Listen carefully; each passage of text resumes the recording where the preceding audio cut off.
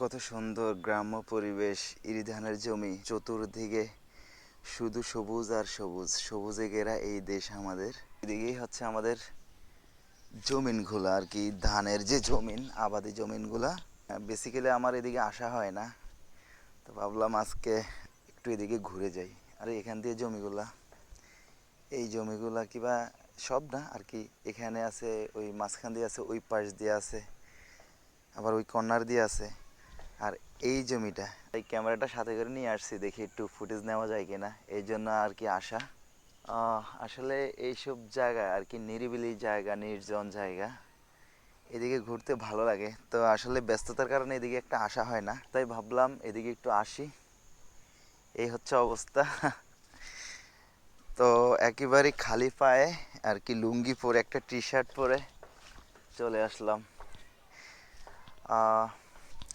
এইদিকে একটু এখন আর কি একটু জঙ্গল টাইপের হয়ে গেছে আর কি, গাছপালা। এই জমিগুলোতে একসময় মানে যে কোনো ধরনের চাষাবাদ হইতো। এদিকে মানুষের যাতায়াত কমে যাওয়ার কারণে একটু জঙ্গল টাইপের হয়ে গেছে। দেখেন কি অবস্থা, এগুলো কিন্তু ছিল না, খালি ছিল, মানে একদম ফাঁকা মাঠের মতন ছিল। এখান দিয়ে ফসল হইতো, মানে শুকনো মৌসুমে যে ফসলগুলো আর কি, এখান দিয়ে এগুলো করতো। একসময় এদিকে মানুষ অনেক চাষাবাদ করতো, সময় স্রোতে কিবা মানুষ আসলে কৃষি থেকে সরে গেছে, এক কথা বলতে পারেন। এখন শুধু সিজন মৌসুম আর কি, এই একটা মৌসুমে ইরি ধান, এই যে ধানগুলো লাগায়, এগুলাকে ইরি ধানের জমিয়ে শুধু এখানে একটা ফসলই হয়, ধান, ইরি ধান যেটাকে বলে। তা আর কিছুদিন পরে হয়তো ধান চলে আসবে, ওই যে কিছু জায়গায় ওই যে ধান চলে আসছে, এখানে একটা আছে, এখানেও এটাতেও ধান চলে আসছে।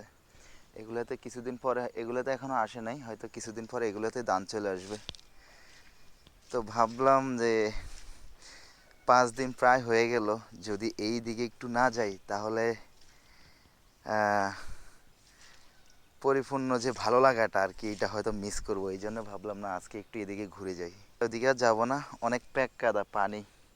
তো ফাইনালি যতটুকু পারছি সামান্য হলেও কিছু ফুটেজ নেওয়ার চেষ্টা করছি।